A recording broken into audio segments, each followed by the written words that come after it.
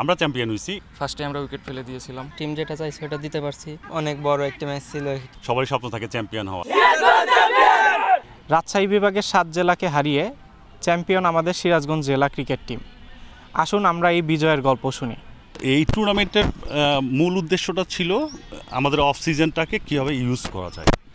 সেখানে ছোট 18 আর 16 দুটা মিক্সড করে ভালো প্লেয়ারগুলোকে তুলে নিয়ে, মানে যেগুলো ডিভিশনে ডাক পাইছে, ডিস্ট্রিক্ট খেলে ভালো করছে মোটামুটি, তাদেরকে আবার রিসাবল করা, তাদেরকে পুনরায় মানে এই অফ সিজনটা তারা ম্যাক্সিমাম সময় বসে থাকে। এইটাকে টার্গেট করে এই সময় সিজনটা এই বৃষ্টির সময় দেওয়া হয়েছে।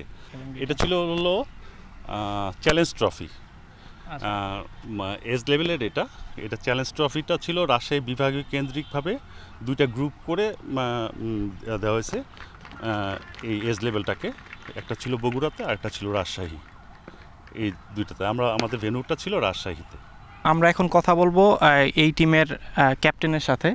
ম্যাচের এক্সপিরিয়েন্স একদম বলতে গেলে জেলা পর্যায়ে প্রথম যেহেতু ফাইনাল ম্যাচ ছিল, অবশ্যই এক্সপিরিয়েন্সটা মানে যেমনই হোক ভালো করে নেওয়ার মতোই মানে রেজাল্টটা আমরা আশা করছিলাম, তো ভালো ছিল।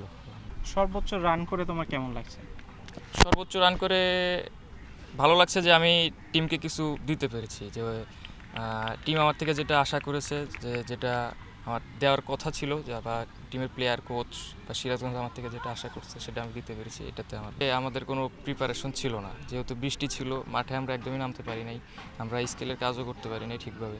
আমাদের এই উপরে বসায় আমাদের মেন্টালি প্রিপেয়ার করা হয়েছিল, আর আমরা মাঠে ঠিকভাবে কিন্তু আমরা প্র্যাকটিস করে টুর্নামেন্টে অংশগ্রহণ করতে পারি নাই। তবে আমাদের কনফিডেন্স ছিল যে আমরা ভালো করব, কারণ আমরা সারা বছর প্র্যাকটিস করেছি। ওভারঅল টুর্নামেন্ট যেহেতু বিসিবি এটা প্রথমবার অর্গানাইজ করেছিল, তো চেয়েছিলাম যে আমরা এটা যেন পুরোপুরি ইউজ করতে পারি, যে আমরা একটা প্লেয়ার যদি ভালো করতে পারে অবশ্যই ভালো জায়গায় খেলবে।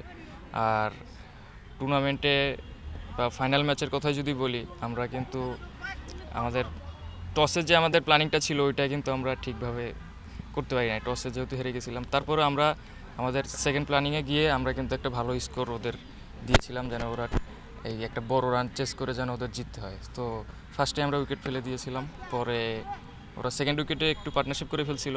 তারপরেও আমাদের প্লেয়াররা বা আমাদের মানে সবাই আমরা হাল ছাড়ি নাই, আরও হার্ডওয়ার্ক করে সেকেন্ড উইকেট বের করছিল, ওই পার্টনারশিপটা ভেঙে তারপরে ধীরে ধীরে ওদের ফল ডাউন শুরু হয়। বড় একটা টুর্নামেন্টে সর্বোচ্চ উইকেট অবশ্যই অনেক ভালো লাগতেছে। টিমের জয় অবদান রাখতে পারছি, টিম যেটা চাইছে ওটা দিতে পারছি, অবশ্যই অনেক ভালো লাগতেছে। যদি মাঠ উন্নত হয়, আশা করি প্র্যাকটিসের যেসব সামগ্রী আছে ওসব যদি উন্নত হয়, আরও অনেক ভালোভাবে প্র্যাকটিস করতে পারবে। যদি ইনডোর টিনডোর হয় অবশ্যই ভালোভাবে আরও প্র্যাকটিস করা যাবে। উন্নত মাঠ, উন্নত প্র্যাকটিস, অবশ্যই সবার যে ফ্যাসিলিটিগুলো আছে ওগুলো যত ইমপ্রুভ হবে আমাদের ক্রিকেটটা তত ইমপ্রুভ হবে। আমরা যখন টিম যাই তখন সবারই কনফিডেন্স ছিল যে আমরা একটা ভালো কিছু করব। এখানে আমাদের নিজের পারফরমেন্সটা এখানে শো করতে পারছি, অনেক ভালো লাগছে যে ম্যাচ টিমটাকে কিছু দিতে পারছি। এটা ফাইনাল ম্যাচ অনেক বড় একটা ম্যাচ ছিল। এটা আলহামদুলিল্লাহ অনেক ভালো ছিল। এত বড় একটা টুর্নামেন্টে যে আমরা একটা বেস্ট পারফর্ম করতে পারছি, এটা অনেক ভালো একটা অ্যাচিভমেন্ট আমাদের জন্য, প্লাস টিমের জন্য, সবার জন্য। এটাই ম্যাচে বলতে আমাদের কোচ আমাদের যেগুলা বলে দিছে, প্লাস প্ল্যান করে দিছে রাতের বেলা, সেই প্ল্যান অনুযায়ী খেলার চেষ্টা করছি। আমরা ওভারঅল সব টিমরাই ভালো ছিলাম, প্লাস সবাই 100% এফোর্ট দিতে পারছি।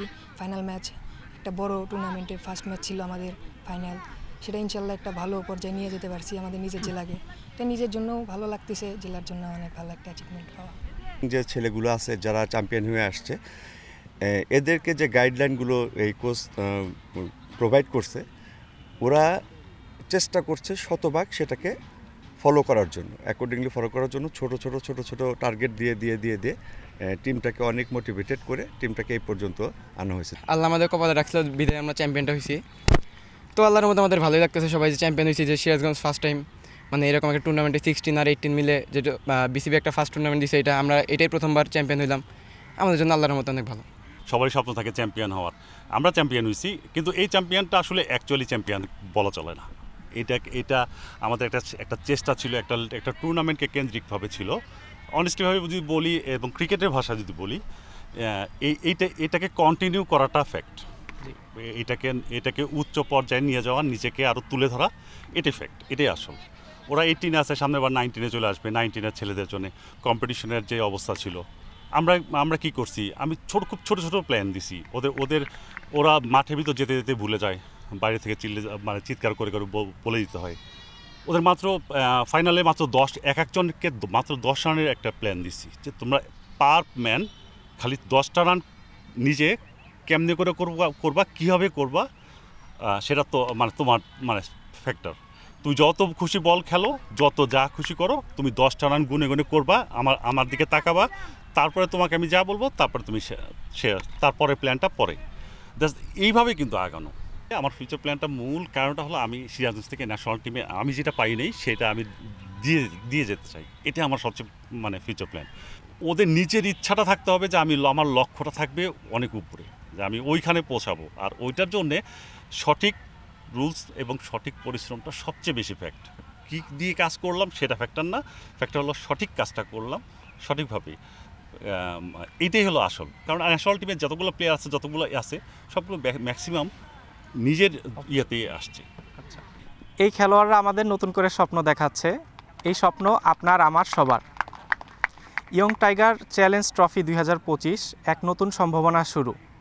গঞ্জের কথার পক্ষ থেকে ইয়ং টাইগারদেরকে শুভেচ্ছা এবং অভিনন্দন।